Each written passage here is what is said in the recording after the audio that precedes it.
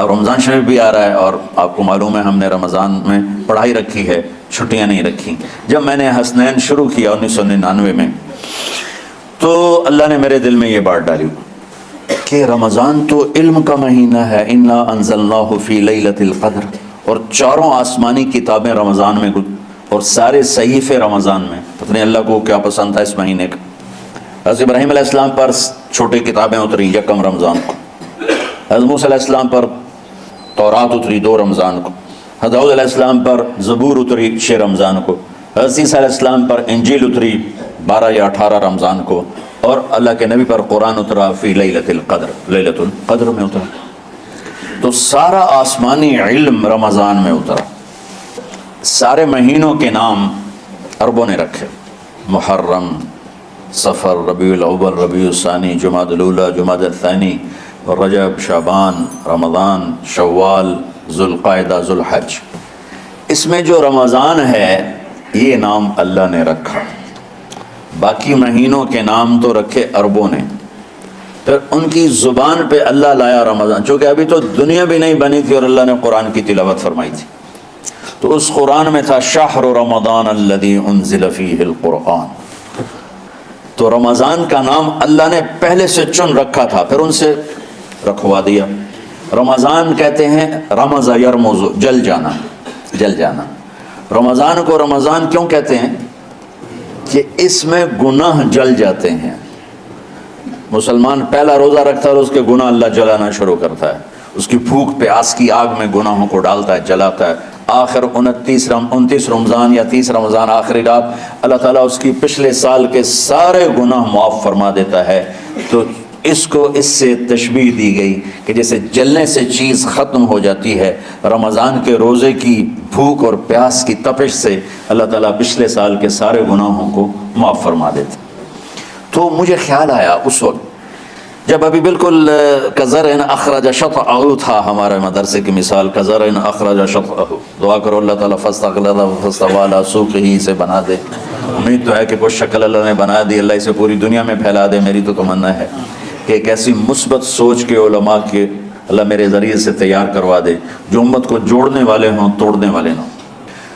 تو اللہ تعالیٰ آپ کو مثبت بنائے۔ رمضان میں چونکہ سارا علم اترا تو مجھے خیال آیا کہ ہمیں رمضان میں چھٹی کرنا تو ایک ایسی عادت ہے، کوئی سنت تو ہے نہیں، تو مجھے رمضان میں پڑھائی کروانی چاہیے، چاہے تھوڑی ہوگی، روزے کی بھوک بھی ستائے گی اور رات کے جاگنے کی وجہ سے نیند بھی ستائے گی، لیکن اس میں ایک لفظ سینکڑوں لفظوں پہ بھاری ہوگا، غیر رمضان۔ تو میں کراچی گیا اور مفتی تقی صاحب دامت برکاتہم سے سب سے پہلے جا کے مشورہ کیا کہ حضرت میں چاہتا ہوں کہ رمضان میں چھٹی نہ ہو، پڑھائی ہو۔ اس وقت رمضان سردیوں میں تھا، تو وہ بڑے خوش ہوئے، کہنے لگے یہ تو بہت اچھی بات۔ وہ تو اتنے بڑے ہاتھی کے پاؤں میں سب کا پاؤں، اتنی بڑی ہستی نے، وہ صرف پاکستان کا سرمایہ نہیں پوری امت کا سرمایہ ہے۔ تو ان کی اس بولنے نے مجھے ہمت دے دی۔ تو پھر میں نے یہاں آ کر تو ہم نے رمضان میں سبق شروع، اس وقت ذرا میری ہمت تھی تو میں رات کو پڑھاتا بھی تھا، بیان بھی کرتا تھا۔ تو ہم نے رمضان میں شروع کی کہ یہ رحمتوں کا مہینہ، ہر چیز کی برکت کا مہینہ، ہر شے کی اللہ کے طرف سے فراوانی اس میں ہے، علم کی بھی، ہدایت کی بھی، رزق کی بھی۔ غریب سے غریب آدمی بھی سموسے بنا کے بیٹھا ہوتا ہے، پکوڑے بنا کے بیٹھا ہوتا ہے، اور دسترخوان پہ ایک کی بجائے 3 چیزیں پڑی ہوتی ہیں۔ چاہے رمضان کے بعد سب کے پیٹ خراب ہوں، ایک باری تو کھانے دی دبائی پھیر دیں دیں، روزے کا مقصد ہی فوت ہو جاتا ہے۔ روزہ تو ہوتا ہے بھوک کے لیے، پر وہ اتنا کھاتے ہیں کہ سحری کا کھانا افطاری تک ہضم نہیں ہوتا، اور افطاری کا کھانا سحری تک ہضم نہیں ہوتا، پر ہے نا دونوں کا ہی کھاونا ہے۔ کہتا بھوک نہ لگے، بھوک نہ لگے۔ وہ بھوک لگنے کے لیے تو روزہ ہے، ایک تو یہ جسم کو صاف کرتا ہے، دوسرا غریبوں کی غربت کا احساس پیدا کرتا ہے کہ جو بھوک تو آج برداشت کرتا ہے، غریب روزانہ یہ بھوک برداشت کرتا ہے۔ تو اللہ کے غریبوں کا، غریب بندوں کو کی خدمت کر، ان تک اپنے مال پہنچا، اپنا اللہ نے دیا ہے تو ان کو بھی اس میں شریک کر، قبر میں لے جائے گا۔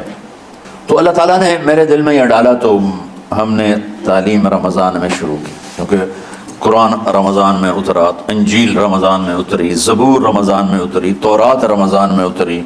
تو پھر اللہ نے اس مہینے کا نام خود رکھا شہر رمضان، شہر رمضان۔ اس میں شب قدر رکھی، اس میں رات کی ایک نماز. اچھا، پہلی امتوں پہ روزہ فرض تھا افطاری سے افطاری، افطاری سے افطاری، بہت شدید تھا، 24 گھنٹے کا روزہ. بس افطاری کے بعد آنکھ لگ جاتی تو روزہ اگلا شروع ہو جاتا.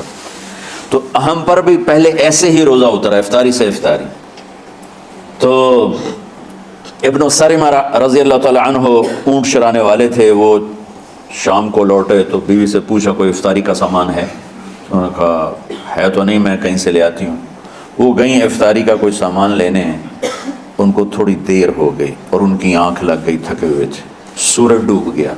جب وہ آئیں تو ان کا ہائے سرمہ تو ہلاک ہو گیا.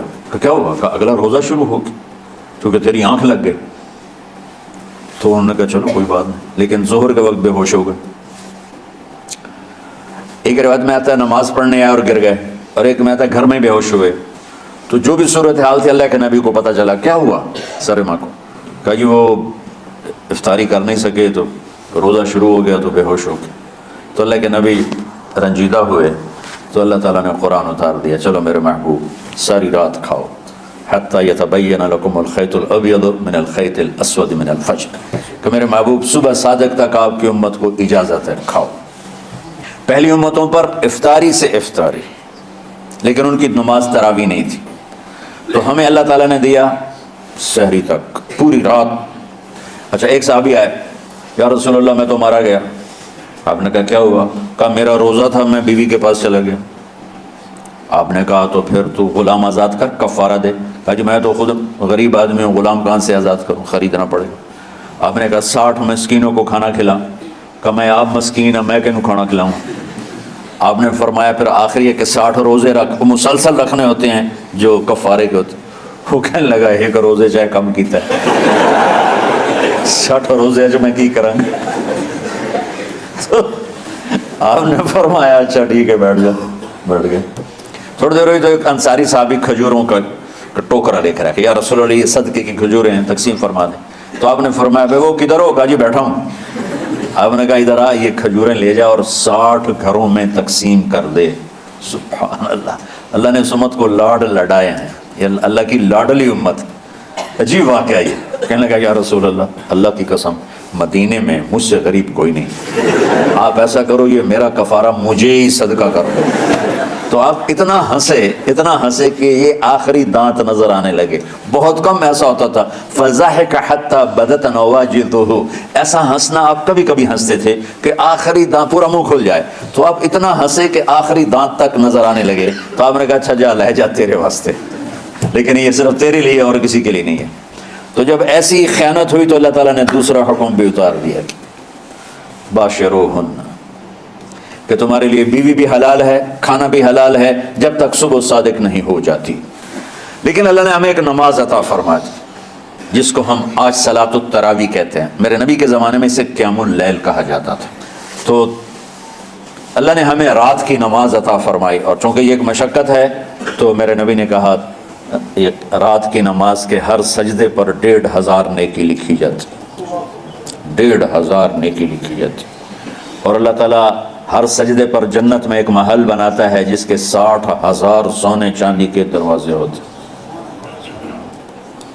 اور ایک درخت اس کے لیے لگاتا ہے جس کے نیچے 100 سال گھوڑا دوڑ سکتا ہے. تو رمضان کا اہتمام آپ رجب سے شروع فرما دیتے تھے. میرے نبی نے 9 رمضان دیکھے، 9 رمضان اپنی زندگی میں، 9 رمضان. 10ویں رمضان سے پہلے آپ اللہ کے پاس تشریف لے گئے. آپ کی زندگی میں روزے فرض ہونے سے آپ کی وفات تک 9 رمضان گزرے. اور میں قربان جاؤں اپنے نبی پر، اپنی امت پہ کیسی شفقت تھی. آپ سحری کھاتے تھے بالکل آخری وقت، ادھر بلال اذان دے رہا ہے اور ادھر آپ آخری لقمہ کھا رہے ہیں، اور ادھر سورج نیچے ہوا اور آپ کھجور منہ میں. ایک آدمی اوپر کھڑا ہوتا تھا مدینے میں تو وہ چھت پہ، گھر کی چھت پہ کھڑا ہوتا تھا. سفر میں ہے تو کسی پہاڑی پہ کھڑا ہوتا تھا. جو ہی سورج کا کنارہ نیچے جاتا اب فوراً وہ کہتا یا رسول اللہ قد غربت، تو آپ کھجور منہ میں ڈال لیتے تھے یا پانی. کبھی پانی سے افطار فرماتے تھے، کبھی کھجور سے افطار فرماتے تھے کہ میری امت پہ بھوک کا وقت کم سے کم آئے. آج کل جو یہ ہمارے افطاری کے اوقات ہیں نا، یہ سورج ڈوبنے کے بھی 2-2.5 منٹ بعد کے ہیں کہ احتیاطاً ٹھیک ہے چلو احتیاط کر لو کوئی مسئلہ نہیں، لیکن اصل ہے ادھر چونکہ اب سورج ہمیں نظر ہی نہیں آتا ہے، اس طرح ہم گھرے ہوئے ہیں شہروں میں، دیہاتوں میں بھی اب اس طرح کا ماحول ہے کہ وہ نظر نہیں آتا ہے، تو بہتر کہ ادھر سورج غائب ہو ادھر لک معموم میں جائے، لیکن یہ تب ہے جب آپ نظر آ رہا ہو۔ اب جب آپ یہاں بیٹھے ہو حسنین میں تو یہاں تو کوئی سورج نظر نہیں آئے گا، یہاں تو مینار ہی نظر آئے گا، تو لہٰذا احتیاط ٹھیک۔ ہمارے اہل حدیث بھائی وہ 2 منٹ پہلے ہم سے افطار کرتے ہیں، تو بڑی اچھی بات ہے کہ سورج کے غروب ہونے کا جو اصل وقت ہے اس کے ساتھ ہی افطار کرنا۔ اور سحری میں ایک واقعہ سناتا ہوں، آپ سحری کھا رہے تھے، بکرے کی سری پکی ہوئی تھی، تو مولا علی رضی اللہ تعالیٰ عنہ اور رباض بن ساریہ رضی اللہ تعالیٰ عنہ آپ کے ساتھ کھانا کھا رہے تھے، تو حضرت بلال ہے، یا رسول اللہ وقت ختم ہو گیا ہے، میں اذان دینے جا رہا ہوں، آپ برائے مہربانی کھانا پینا بند کریں۔ اور یہ کہہ کر چلے گئے۔ چھت، ایک انصاری عورت تھی، اس کے گھر کی چھت پہ چڑھ کے اذان دیتے تھے، چڑھنے لگے تو پھر واپس آئے کہ دیکھوں اللہ کے نبی نے کھانا چھوڑ دیا یا نہیں، آگے دیکھا تو وہ کھا رہے تھے، انہوں نے کہا یا رسول اللہ واللہ لقد اصبحت، یا رسول اللہ اللہ کی قسم سحری کا وقت ختم ہو گیا، صبح ہو گئی۔ تو آپ نے ہاتھ پیچھے کر لیا، کہہ رہے تیرا بھلا ہو بلال، ابھی وقت باقی تھا، تیرے قسم کھانے پر اللہ نے اس کو پہلے نکال دیا کہ تیری قسم کہیں جھوٹی نہ پڑ جائے۔ تو حضرت علی نے فرمایا کہ اگر بلال قسم نہ کھاتے تو جب تک میرے نبی کھاتے رہتے صبح صادق نہیں ہونی تھی، تو بالکل آخری وقت میں آپ کھاتے تھے تاکہ کم سے کم وقت امت پہ بھوکا آئے۔ تو اللہ تعالیٰ آپ کے علم میں برکت دے۔ رمضان علم کا مہینہ ہے، سونے کا نہیں ہے، کھانے کا نہیں ہے، سموسے پکوڑے کا نہیں ہے، رمضان علم کا مہینہ ہے، شب قدر اس میں ہے، اللہ کا عرش پہلے آسمانوں پر ہے، سارا دن ساری رات اللہ کے اعلان ہو رہے ہیں، کوئی بخشش چاہنے والا، کوئی معافی چاہنے والا، کوئی رزق چاہنے والا، کوئی ہدایت چاہنے والا، کوئی شفا چاہنے والا، اور فرشتوں کے اعلان ہو رہے ہیں، بھلائی کرنے والے آگے بڑھ، برائی کرنے والے بس کرتے۔ تو جو رحمت رمضان میں، میرے نبی نے فرمایا اگر میری امت کو پتہ چل جائے کہ رمضان کیا ہے تو یہ تمنا کریں گے کہ کاش سارا سال ہی رمضان ہوتا۔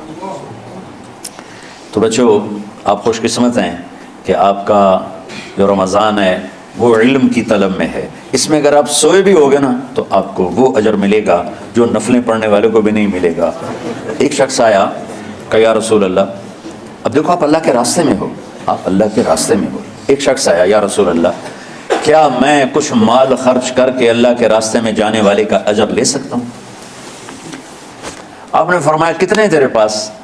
کہنے لگا جی 6000۔ اس دور میں 6000 بہت بڑی دولت تھی، تو آپ نے اسے فرمایا کہ تو 6000 تو کچھ کہہ رہا ہے اور میں یہ کہہ رہا ہوں تو سارے بھی خرچ کر دے تو جو اللہ کے راستے میں سویا ہوا ہے اس کی نیند کے اجر کو بھی نہیں پا سکتے۔